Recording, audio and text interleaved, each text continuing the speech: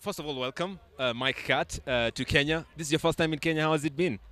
It's been amazing, to be honest. I've been taken back by the hospitality and by the people of especially of Nairobi. We had 2 days up in the Masamara, which was pretty special too. Yeah, so I've been very welcomed. It's been amazing. It's been incredible, really. I wanted to ask if you got time to do some visiting a little bit because I know you're here for rugby matters and all that. You're the chief guest of Nondescripts, the team that has just played here, the first game that is live on Bamba Sport, of course. But very quickly, what have you made of what you've seen? I know you've just seen one game, but what's your take on the amount of talent you've seen? Well, I went down and spoke to the guys on Thursday night as well, and Foxy with the coach, and we sat there and had a few drinks and old school rugby. That's what it was all about. They've obviously won 3 in a row now, which is great for them. It builds the confidence, and then they can grow on that each game. There's some really good tries that were scored. Possibly should have got the bonus point.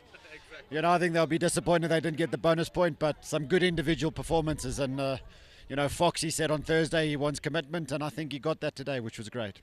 And you've said 3 wins in a row for them. They are trying to make amends for the past few seasons that they've failed a little bit. But Nondescripts are known for being the team that has the most Kenya Cups as well. It's a very well decorated club. But this time round, what are some of the things you think they can work on as the league progresses? Because it's a long week. Maybe just some words of advice for the team. Well, it's the same old thing. Is keep enjoying it. I think keep trying to improve every time we train. Work on the little things that make a big difference in a game. But I think all in all is the whole enjoyment of the game. That's why we play it. It doesn't matter whether you're playing international rugby, coaching international rugby. You're welcomed into any rugby club, and that for me Thursday night was such a welcoming thing from Nondies, and we had a great night. So keep enjoying it and keep working hard. And the national team, Kenyan national team, fell short again, not qualifying for the World Cup. You as a player who has won the Rugby World Cup, now a coach as well, what are some of the things you think the Kenyan national team should work on as we go back to the drawing board? Because it is tough to qualify for the World Cup. Yeah, it's very tough. The top teams are top teams, to be fair, for a reason. I think what we all need is the whole structure, the whole pathway to the top needs to be looked at. I don't know enough about Kenyan rugby for me to comment on it, but a lot of the countries that don't make it or keep dropping, they do well and then they drop off. It's more about the structure and how you get these young kids, talented kids, up to the top. Is there a good enough pathway? Is there enough support?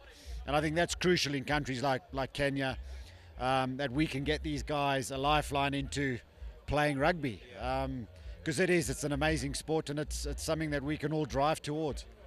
And very quickly, maybe we'll talk a little bit about your playing careers. It's okay. You started off in South Africa, growing up in South Africa. You played in South Africa. Then you got the chance to move to England, and when they ended up representing England as well. But that transition for you, how was it, both on a personal level and sporting level as well?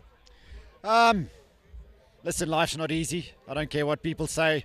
I think if you've got a massive passion and a real drive to do something and be good at something. And I dreamt, I dreamt when I first saw in 1987 the World Cup being held aloft. I dreamt that one day I wanted to do that, and I just worked hard. I had a lot of failures along the way. A lot of things went wrong, but because I loved the game so much, I carried on doing it, and luckily I got my rewards at the end.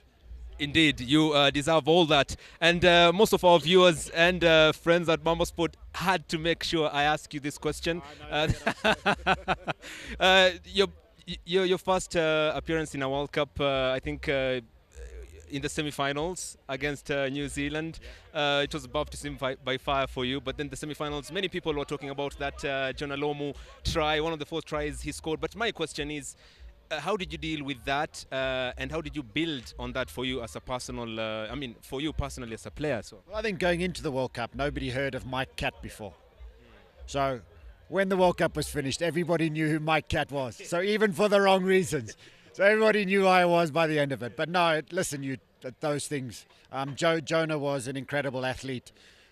He was way above his time, in front of his time, and he was a big man.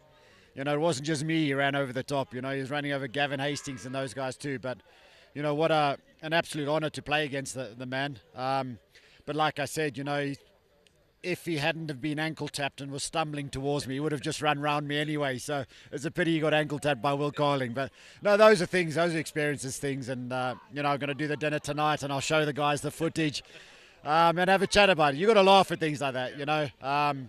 You know, it was brilliant that I was there, you know, and you do your best and didn't come off.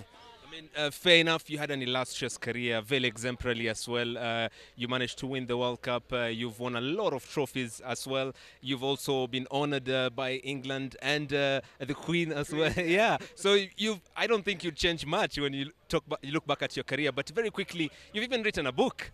So my question would be, what more would you want to give to the game of rugby? I think the knowledge of the game is something that's, I think, being lost around the world. You know, it's become very structured. Sometimes you take it, because it's become a job now, it's professional. You know, I grew up in the amateur era, then went into professional. So being a professional, it's a job, it's a chore. And for us, we loved the game, you know, and we just wanted to play the game. So it didn't matter if you got paid or not. Yeah. So it's really trying to bring that back. But the technicality of how the game gets played, but it's hard for youngsters now to get through and stuff. So it's trying to find the support, like I said before, the pathways through to being the top. But at the end of the day is be yourself. You know, if I could be in a team that lifts one trophy, one of the however many I lifted, you know, that's my sort of job done. Or improving an individual to become a better person. Because it is a lot about the character of the individual. And I think that's something that's crucial. Stay true to yourself, work hard, and you never know where you can go. You're into coaching right now. Very quickly, as you wind up the interview, what's the difference in that goes into coaching and being a player as well? How has your time been so far with Italy? Currently, you're with the Italian national team. I think the difference between playing, you're very selfish as a player because you just have to look after yourself. It's still about the team, but just more look after yourself. Whereas a coach, you have to change the whole mentality. You have to think about 30 other players. 30 other players. It's not about you anymore. It's about the players. And that ability to adapt has been very easy for me to do, just because I think that's the way I think. But also, if I can get some of these guys to lift a trophy or be successful to whatever level they want to go, you know, that's what it's all about. Definitely. We do wish you that you enjoy the rest of your trip here in Kenya. And thank you so much. That's Mike Catt for you. Rugby World Cup winner. My name is Mohamed Abubakar. And right now, in a few minutes, we have the second live game of the day. Impala playing Strathmore Leos. Enjoy.